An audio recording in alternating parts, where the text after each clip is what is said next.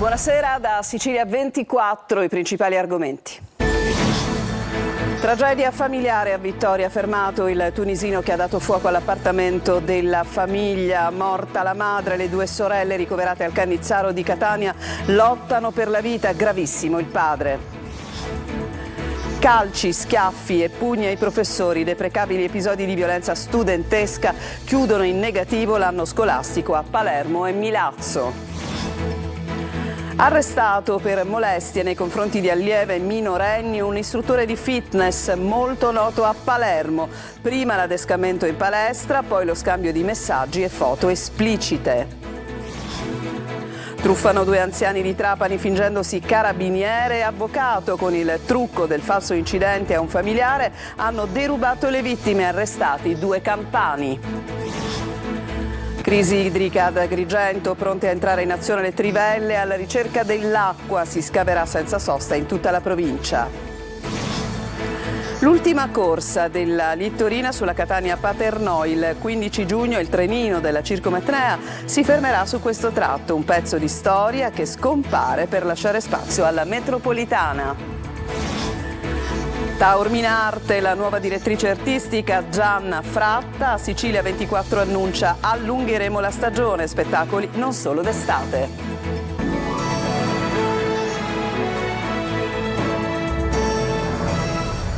Ben trovati, tragedia familiare a Vittoria, un tunisino con probabili problemi psichici ha dato fuoco all'abitazione della famiglia. È morta bruciata la madre, lottano per la vita le due sorelle e l'uomo è stato fermato, il padre è in gravissime condizioni a Palermo. Ci dice tutto Angelo Gagliano.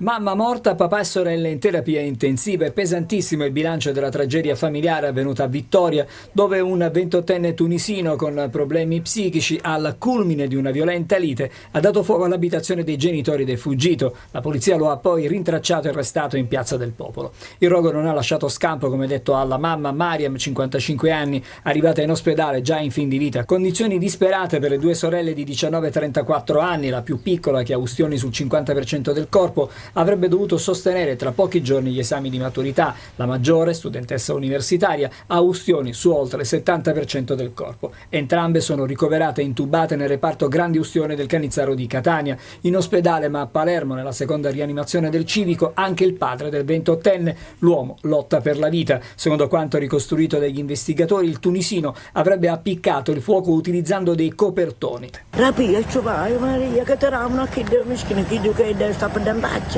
Tutte coperte, tutte bruciate, tutte quelle signore che ci sono altre coperte là, perché l'altra signora che era buttata qua erano già morire. La piccola abitazione in Piazza dell'Unità è stata completamente distrutta dalle fiamme che l'hanno avvolta e che hanno reso complicate anche le operazioni di spegnimento e di salvataggio dei vigili del fuoco. Ben inserita, la famiglia Zauli è molto conosciuta a Vittoria.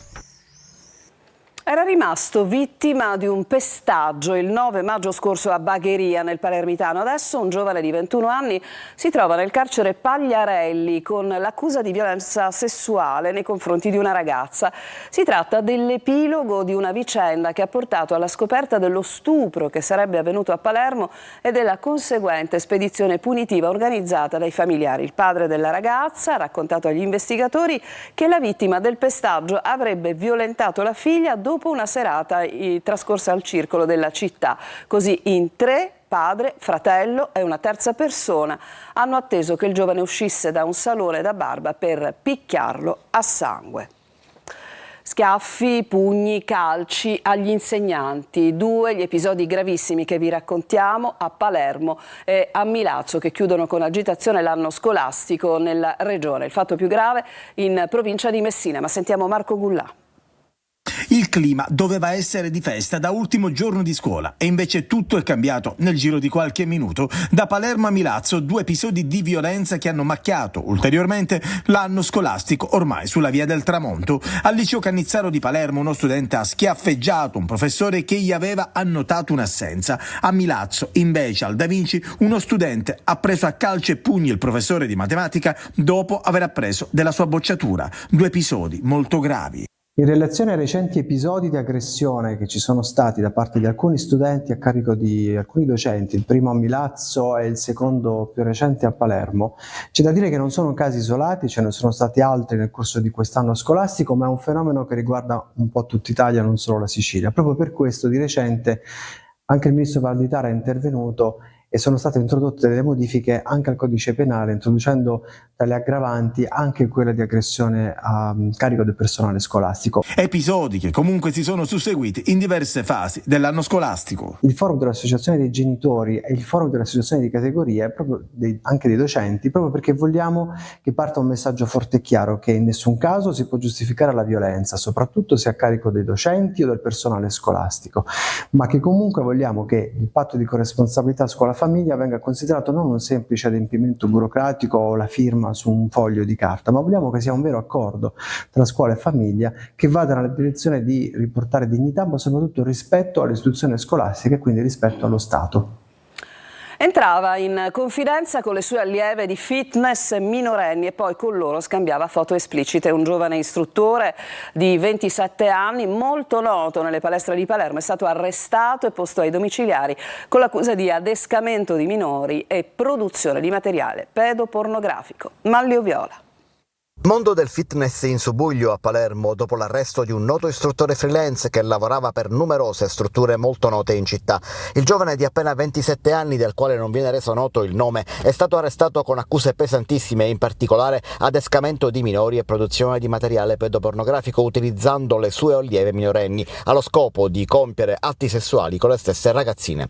L'indagine è scattata dopo la segnalazione di un genitore preoccupato dai racconti della figlia 14enne che si era confidata non con lui ma con un'amica, narrando le attenzioni sessuali da parte del loro istruttore sportivo. Secondo la ricostruzione degli inquirenti, l'istruttore prima entrava in confidenza con le allieve, poi si faceva inviare foto e video delle giovani. Anche lui inviava a sua volta foto esplicite. Al momento sarebbero 2 le sedicenni con le quali il giovane si sarebbe scambiato materiale fotografico, ma non è escluso che possano esserci altre ragazzine. Gli agenti stanno passando al setaccio computer, cellulari, tablet e tutte le app e i programmi di messaggistica utilizzati dal giovane istruttore.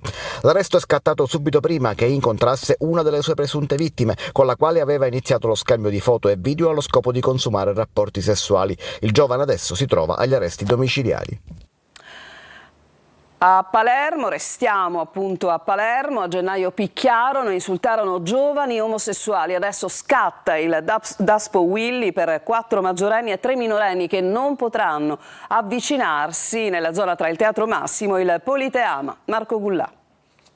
A gennaio, in pieno centro, presero di mira un gruppo di giovani picchiandoli e riempiendoli di insulti omofobi. Poi asportarono alcolici da un mini market, minacciando il proprietario. A febbraio vennero identificati, 3 di loro furono arrestati e posti ai domiciliari, per un quarto fu disposto l'obbligo di firma e gli altri 3 minorenni vennero collocati in una comunità. Ora per i 7 arriva anche il Daspo Willy, provvedimento del questore che prevede il divieto di accesso ad alcuni locali specifici e un'altra serie di limitazioni. La banda, composta da 9 giovanissimi, entrò in azione nella centralissima piazza Marchese di Ragalmici, aggredendo 6 giovani, provocando loro lesioni e contusioni. I 7 ragazzi risultano indagati per lesioni personali aggravate in concorso e per minacce aggravate in concorso. 5 risultano indagati anche per rapina aggravata in concorso. Adesso per tutti e 7 è arrivato il Daspo Willy. Non potranno transitare, stazionare nella zona in cui si verificarono i fatti tra il Politeama e il Massimo, dove sono presenti diversi locali notturni.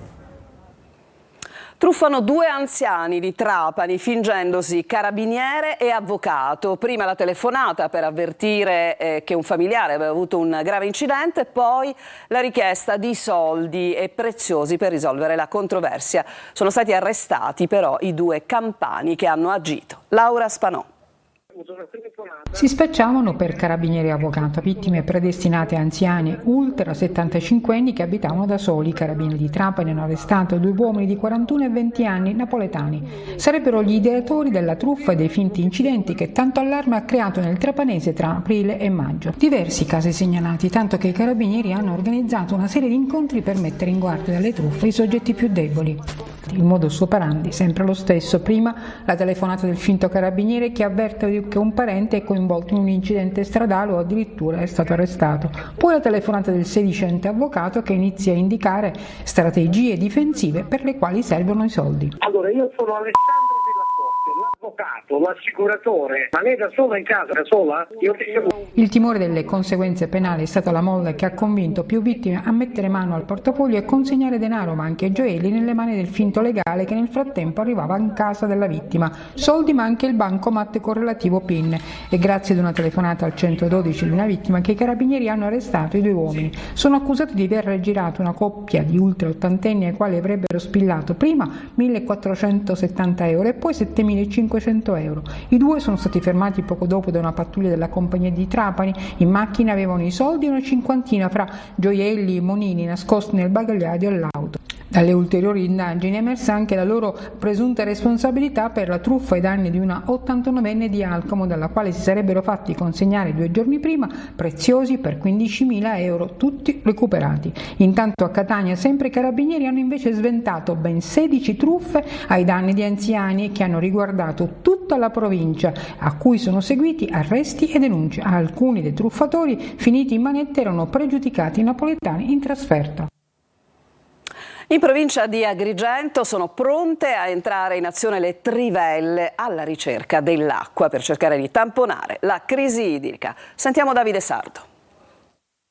La provincia di Agrigento sarà come il Texas, le trivelle saranno ovunque alla ricerca non del petrolio ma dell'acqua, ancora più preziosa in una terra morsa dall'afa, dalla siccità, dalla mancanza di infrastrutture adeguate e quindi dalla crisi idrica. Si scaverà senza sosta tra Agrigento e poi Favara e Sciacca, come ribadito l'AICA, l'azienda idrica dei comuni agrigentini. Attraverso una sorta di interconnessione con tutte le reti, certamente possiamo in qualche modo provare a diminuire i disagi della popolazione. Questi pozzi ci daranno nel breve oltre 100 litri di acqua al secondo e questo sicuramente, considerato che Sicilia Acque ha tagliato l'approvvigionamento ad AICA del 30%, sicuramente questo potrebbe essere una prima risposta. E come detto si trivellerà anche a Favara. Il pozzo ricadente sul territorio comunale non sarà capace di rendere più di 20 litri al secondo. Non è tutto, i favaresi riceveranno anche l'acqua destinata alla carcere di Lorenzo della zona Petrusa. Con una serie di interventi sulla linea Petrusa saremo in grado di poter intervenire anche sulla condotta che porta l'acqua al carcere, intanto strozzando e tornando anche le abitazioni intorno al carcere, ma poi la cosa più importante, a breve ci sarà la possibilità di fornire il carcere con delle autobotti, quindi dando più respiro alle utenze di Favara. L'unico rimedio risolutivo alla crisi idrica sono i dissalatori, come appena ripetuto anche dal cartello sociale, ovvero diocesi, CGIL, CISL e GUIL. E andiamo alla notizia: disco verde dagli Stati membri dell'Unione Europea al nuovo regolamento per lo sviluppo della rete transeuropea dei trasporti che collega oltre 420 grandi città dell'Unione Europea. Il Consiglio ha confermato l'intesa che prevede tra i punti l'inclusione di un riferimento allo Stretto di Messina per aggiungere al cosiddetto corridoio scandinavo-mediterraneo un collegamento fisso, un ponte per collegare Villa San Giovanni a Messina. L'opera dunque potrebbe così accedere in futuro ai finanziamenti europei.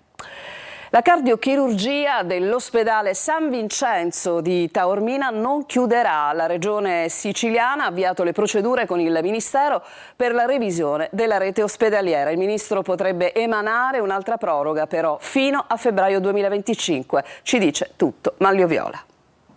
Tempi lunghi per ottenere una deroga definitiva al piano ospedaliero che consenta alla cardiochirurgia pediatrica di Taormina di restare aperta anche in presenza di altra cardiochirurgia a Palermo. La procedura è avviata, ma i tempi per la deroga definitiva potrebbero non essere in linea con le esigenze siciliane.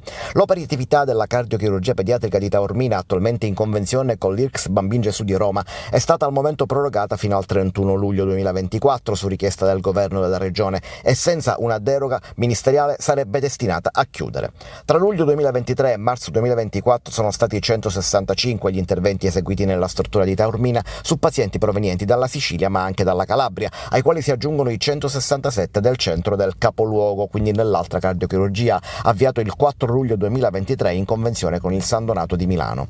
Questi i dati a supporto della richiesta, che testimoniano la validità dell'iniziativa e la sostenibilità a garanzia dell'operatività di entrambi i poli di cardiochirurgia pediatrica da mettere in relazione fra loro. L'ipotesi avanzata al Ministero prevede infatti un forte raccordo operativo tra il reparto di Taormina con 8 posti letto e quella di Palermo con 12.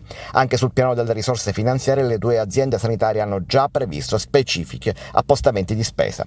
In attesa che la procedura di deroga definitiva e revisione della rete ospedaliera faccia il suo corso, si pensa dunque ad una nuova proroga. Entro fine giugno si saprà se i tempi della procedura sono compatibili o se procedere ad una proroga per la quale il Ministro si è già detto disponibile. Si tratterebbe di consentire l'apertura di Taormina almeno fino a febbraio 2025, un tempo sufficiente a definire la revisione della rete ospedaliera.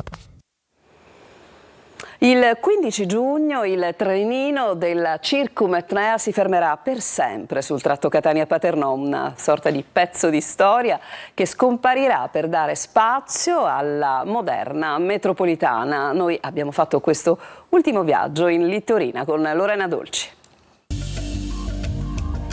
Noi siamo fra gli ultimi passeggeri che da questa banchina della stazione Borgo di Catania prenderanno il treno della Circum Etnea. Dal 15 giugno infatti su questa tratta Catania-Paternò lo storico trenino che da oltre un secolo circumnaviga il vulcano si fermerà per sempre. Dal piano tavola con la FCE, andavo al Vaccarini, ci ho passato 5 anni sulla FCE e quindi oggi è un po' una sorta di Amarcord. La dismissione della tratta è stata decisa dalla FCE per non intralciare i cantieri per il prolungamento della metropolitana. Viaggiamo paralleli alla circonvallazione di Catania. Più di 100 passaggi a livello lungo il percorso, quasi tutti automatizzati, la cui presenza in aree urbanizzate è stata proprio una delle ragioni di sicurezza. Tra i nostri compagni di viaggio anche un ferroviere in pensione, vera enciclopedia del sapere sui binari. 40 anni di seguito. Un pezzo di cuore. Un pezzo di cuore senz'altro. Però la notizia buona è che vengono dismessi solo 20 km e il resto di 90 km resta in esercizio. 20 chilometri fondamentali, replicano però i promotori della petizione Salva la Circum, che in poco tempo ha raccolto quasi 6.000 firme. La linea viene letteralmente decapitata. La testa forse non è la maggior parte del corpo della persona, forse non è la parte più bella se vogliamo, però è fondamentale. Tolta la testa non si può dire che hai tolto il 20%, la persona l'hai uccisa. Se la FCE guarda i numeri del traffico, al collegamento con l'aeroporto e alla sicurezza, i contrari al progetto parlano di una Ferrari sovradimensionata rispetto al servizio e pensano alla legge che tutela le ferrovie storiche. È un controsenso, no? Andare a dismettere parzialmente la Circum Etnea quando una legge invece prevede il potenziamento, il recupero di queste ferrovie. Dopo piano tavola, ecco i cantieri della metropolitana che da qui emergerà in superficie, affiancando quelli a scartamento ridotto della Circum. Manteniamo comunque il binario, c'è il modo per mantenerlo. Quando un domani sarà, chissà quando, tutto completato, potremo scegliere se mantenere questo binario per un servizio turistico, un servizio espresso oppure farci altro. Con questa segreta speranza nel cuore arriviamo alla stazione di Paternò. Da qui e fino al riposto per ora il trenino è salvo. Ci fermiamo, c'è una pausa, poi andremo a Catania per mostrarvi il Palanesima verso la riqualificazione.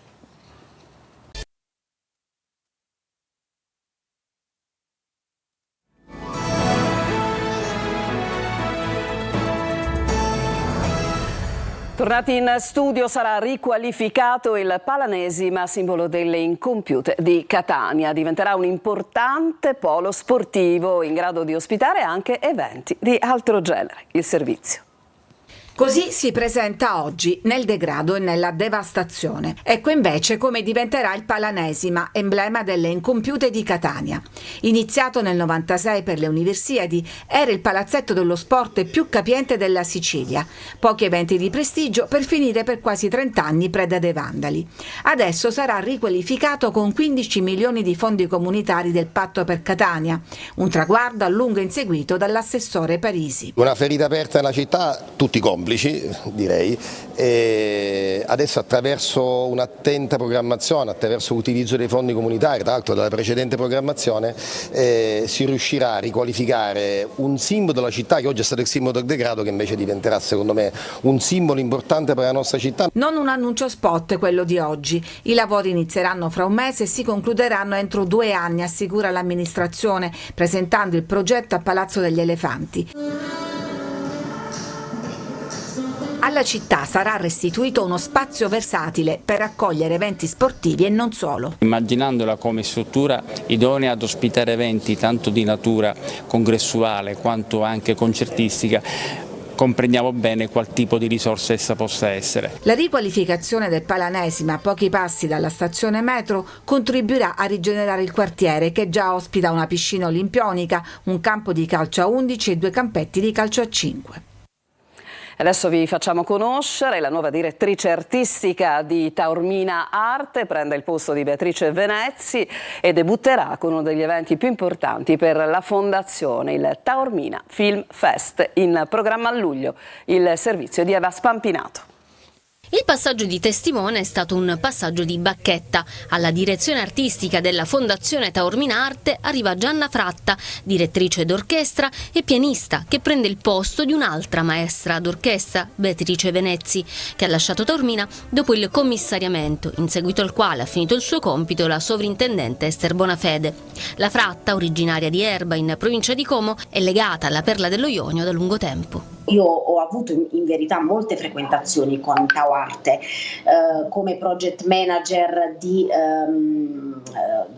del Festival Bellini, insomma delle celebrazioni belliniane organizzate dalla Regione Sicilia, che ha avuto a che fare per vari anni con Tau Arte. Fratta si occuperà di produrre, promuovere e valorizzare tutti gli eventi artistici della Fondazione, dalla musica al teatro, dalla danza al cinema, proprio alla vigilia della 70ª edizione della Taormina Film Fest, punta di diamante della Fondazione, che si terrà dal 12 al 19 luglio. Stiamo programmando con il commissario Bonomo tutta una serie di attività e cercheremo anche di metterlo in contatto con artisti, intellettuali, attori di caratura internazionale, quindi certamente ci daremo tutti molto da fare. Anche avremo tante manifestazioni di teatro, di musica, non solo nei mesi estivi, ma pensiamo di allungare la stagione anche nei mesi autunnali e poi invernali. Ma già la prossima settimana arriverà il primo appuntamento importante per la neodirettrice, il Tau Book, dove vestirà un doppio ruolo. Dirigerò per il oramai credo 4º anno consecutivo il galà di Tau Book. Quest'anno c'ha degli ospiti molto prestigiosi, sono già stati annunciati. Nel corso della sua carriera, la Fratta ha suonato e diretto in molti prestigiosi teatri, da Buenos Aires a Seul, da Hong Kong a Praga. Ed è stata presentata la nuova stagione dei teatri ABC e Musco di Catania, tanti nomi di grande rilievo regionale e nazionale per un cartellone all'insegna della comicità, dell'intrattenimento, ma anche della riflessione. Il servizio. Una stagione per la 3ª volta all'insegna del divertimento, della spensieratezza, è proprio una stagione che accoglie il pubblico per farlo stare bene. 2 cartelloni, 26 nomi di prestigio e una parola d'ordine: sorridere con leggerezza. È stata presentata questa mattina la stagione 2024-2025 dei teatri ABC e Musco, che a partire da ottobre alzeranno il sipario su nuove commedie e spettacoli di intrattenimento. E ci saranno anche 3 appuntamenti nazionali con tedeschi, Iannuzzo e Quattrini. Verranno fatti all'ABC per accogliere più persone, dato che sono spettacoli nazionali e dove ci sarà una grande affluenza, ma dato che l'ABC e il Musco fanno parte della stessa famiglia, sicuramente sarà una grande stagione complessivamente divertente per tutti. Dagli amatissimi interpreti di casa nostra ai prestigiosi nomi del teatro italiano, passando per le performance di Arturo Brachetti. Una stagione come ogni anno, prestigiosissima, Pannofino, Rubini, Buccirosso, Boni, quindi la crème del teatro nazionale. Il berretto a sonagli di Pirandello sarà affidato a Enrico Guarneri. Una prova, diciamo, ardua, difficile, complicata, perché bisogna misurarsi con esempi non luminosi ma abbaglianti. Che chiuderà poi con il Paraninfo di Capuana, mentre Pippo Pattavina svestirà i panni pirandelliani per indossare una maschera comica. Una commedia pazza in un certo senso che si chiama Il ratto delle Sabine. Questo attore girovago con una compagnia di scalcinati, di un'ignoranza abissale, scambia il ratto per topo, per sorci, insomma ne succedono di tutti i colori. Ancora una pausa, poi il calcio, perché sono praticamente poche le ore che separano il nuovo tecnico del Catania dalla firma, quindi dall'ufficializzazione. A tra poco.